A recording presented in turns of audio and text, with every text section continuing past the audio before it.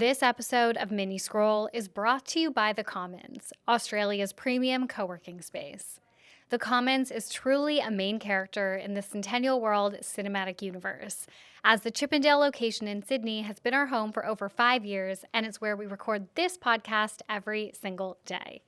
Whether you're a creative escaping the home office or a business owner looking to scale, The Commons offers beautifully designed spaces and a genuine sense of community across Sydney and Melbourne. And while the spaces are stunning, it's the team that really makes the difference. Their support for growing businesses has enabled Centennial World's success and sometimes survival over the years. If you're looking for a co-working space that feels considered, it's community-led, and actually backs the people working there, head to thecommons.com.au. Hi, everyone. Welcome to Mini Scroll, the daily internet culture podcast bringing you the biggest stories from social media, the creator economy, and the digital space every Monday through Thursday and sometimes Fridays.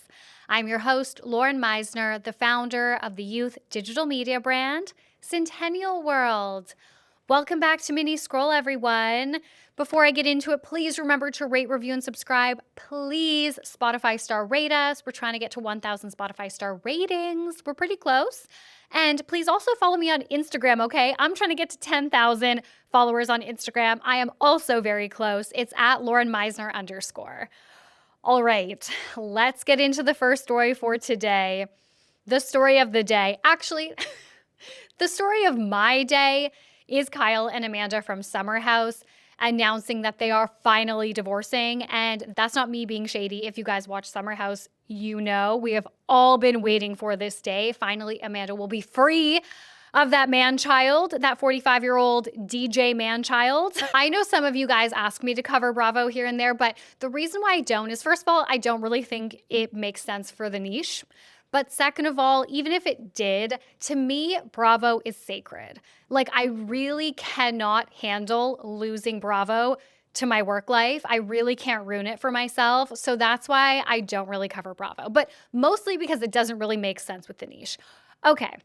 Anyways, yes, the pop culture story of the day that is the biggest story for most people is that Brooklyn Beckham has finally spoken out about his estrangement from his parents, and he's given several details about what's been going on over these past few years. Rumors of a family rift seemingly started around the time of Brooklyn's wedding to Nicola Peltz in 2022. At the time, there were reports that Victoria had backed out of designing Nicola's wedding dress, and I also remember that there were reports that Victoria made Nicola cry at, I don't know if it was a fitting or amongst the wedding planning at some point. High Stakes podcast, they actually did a deep dive into this entire feud. So if you guys are interested in more in-depth coverage on that, they did it, I think, at the tail end of last year. I suggest listening to that episode. You can find their podcast. You can just search High Stakes Podcast on Apple, on Spotify, anywhere you guys get podcasts. They're part of our network. So yes, that's when things really started to circulate online. Since then, there have been several moments and press leaks about the Beckhams and Brooklyn that have made it obvious that there are issues there. Obviously, the biggest narrative in the press was that Nicola was controlling of Brooklyn and was causing issues in the family. Classic, we're always blaming the woman in this situation. So now Brooklyn has spoken out. The statement is 6 pages long, so I won't read it all, but I will give you the highlights. I have been silent for years and made every effort to keep these matters private. Unfortunately, my parents and their team have continued to go to the press, leaving me with no choice but to speak for myself and tell the truth about only some of the lies that have been printed. I do not want to reconcile with my family. I'm not being controlled. I'm standing up for myself for the first time in my life. He talks about how his parents have gone to great lengths to portray this very specific curated image of their family in the press and on social media. He said, my parents have been trying endlessly to ruin my relationship since before my wedding, and it hasn't stopped. My mom canceled making Nicola's dress in the 11th hour despite how excited she was to wear her design, forcing her to urgently find a new dress. Weeks before our big day, my parents repeatedly pressured and attempted to bribe me into signing away the rights to my name, which would have affected me, my wife, and our future children. They were adamant on me signing before my wedding date because then the terms of the deal would be initiated. My holdout affected the payday, and they have never treated me the same since. I want to know what this means. I do know that at some point years ago, the Beckhams trademarked the names of all of their kids. So I imagine that they were going to release some type of family related line, product, brand. I don't know. And this was smart on Brooklyn's part because obviously if he signs away his name, then I guess that means he probably as an individual wouldn't be able to release anything under his own name. And if he did, then his parents would get at least some type of like financial cut from that. And if he did sign his name away to them, then they can launch anything with his name on it. I think that's what I've seen floating around. I don't know. I'm not a lawyer, but I really want to know what this is. My mom hijacked my first dance with my wife, which had been planned weeks in advance to a romantic love song. In front of our 500 wedding guests, Mark Anthony called me to the stage, wherein the schedule was planned to be my romantic dance with my wife, but instead my mom was waiting to dance with me instead. She danced very inappropriately on me in front of everyone. I've never felt more uncomfortable or humiliated in my entire life. I need them to release the tapes.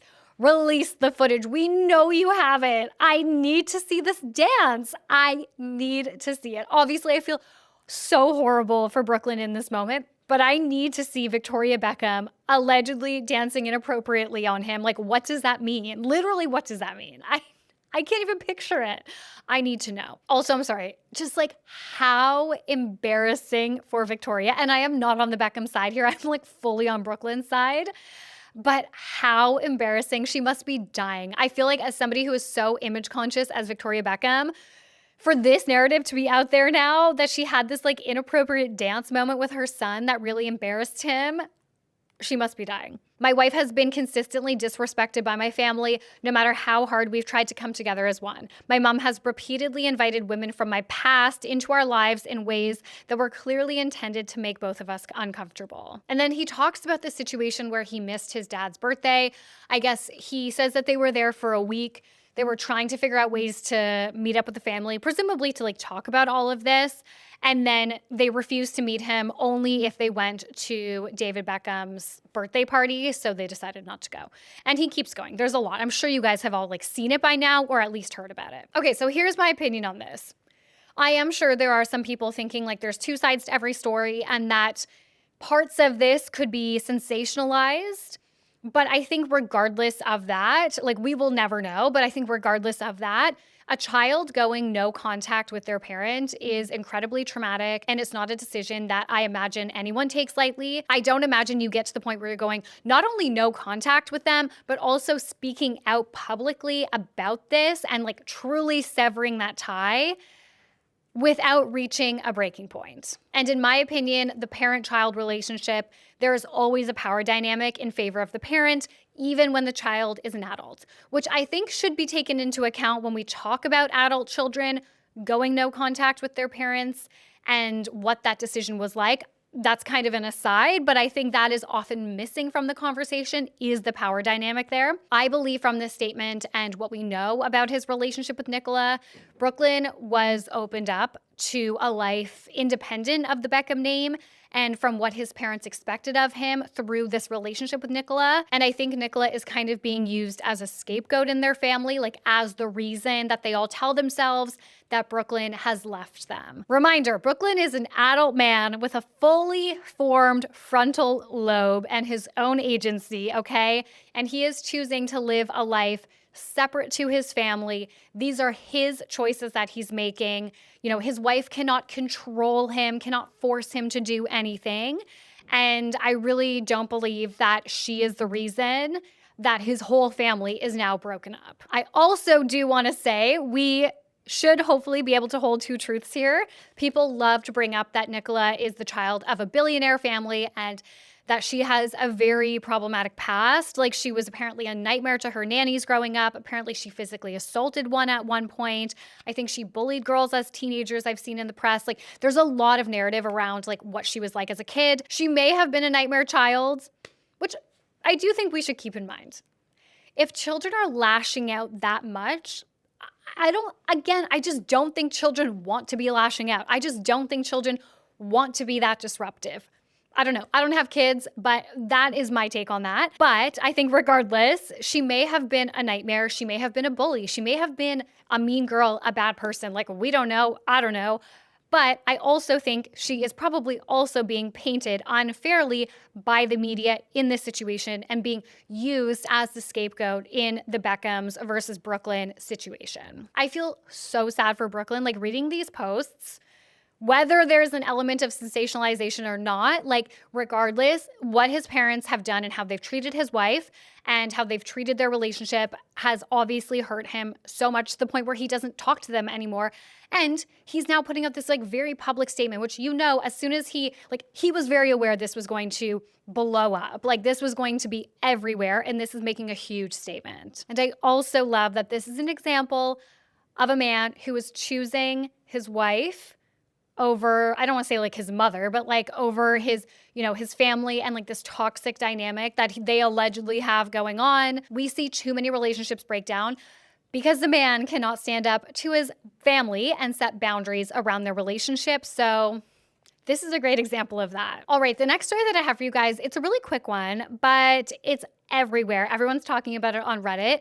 So the Daily Dirty is leaving Alex Cooper's Unwell Network. The Daily Dirty was a daily pop culture news podcast co-hosted by TikTok creator Hannah Koch, Sequoia Holmes, and Fiona Shea. And a few days ago, Hannah, who is the main host of the show, and I only say that because she had the biggest following, and I'm pretty sure the show was kind of built around her pop culture coverage on TikTok, posted on her channels a screenshot of her in the recording studio with this caption: "The end of an era at the Daily Dirty. So many incredible guests, over 200 episodes, a full billboard in Times Square. This is going to be a very juicy chapter in the memoir One Day by Unwell." So unlike with Alex Earl, it seems like Hannah was not able to keep the Daily Dirty, as she didn't say the end of the era with Unwell. She said the end of an era with the show and Unwell. I imagine the Daily Dirty was probably a show that was created by Unwell and then they brought the girls in to host. Everyone's like, please, we need the tea on Unwell. Like, what is going on? They seem to just be like cutting shows left and right, and everybody's posting these like shady things. And I think part of it is like the shady posting is, these are already creators with platforms and they're used to oversharing their lives. So we're probably going to get like more quote unquote what feels like tea from them than if it was like a more traditional, like, I don't know, somebody who was like not as public about their lives as like a creator is going to be. I think with the Daily Dirty, it probably did come down to numbers and the commercial viability of that. Despite Hannah having over 1.2 million followers and being part of Unwell, which is obviously a huge network, the show's TikTok only had 8,000 followers and its Instagram only had 5,000. And I know that might not be a good indication of how many listeners there are, but I think it shows the impact or the influence of a show like that. It really shows that it didn't reach the scale that it needed to in terms of like cultural impact online to be able to continue to scale, I guess. And I think part of it, I don't know, I never listened to it because I don't really listen to pop culture podcasts anymore because I can't, because then it just like influences my opinions here and stuff. But I think part of it, when I was scrolling through their content, it seems like they covered really mainstream stuff, whereas like Hannah is a known figure in internet culture because she was one of the first kind of bigger pop culture creators that was covering that. And she covered a lot of internet culture, like a lot of like TikTok drama and like all that kind of stuff in her early days on her channel. So like she should obviously have been doing this daily show. I mean, not because that's what I'm doing, but she should have been doing a daily show on internet culture and kind of leaving mainstream pop culture for the existing podcasters that have been doing that now for years. That's my opinion on this. And I don't think that was necessarily up to her. Like, I do think that this was a show, like I said, created by Unwell or Sirius, and they just brought them in. I feel like it's also possibly obvious that the Unwell Network doesn't do a lot of like marketing and promotion stuff for their various shows.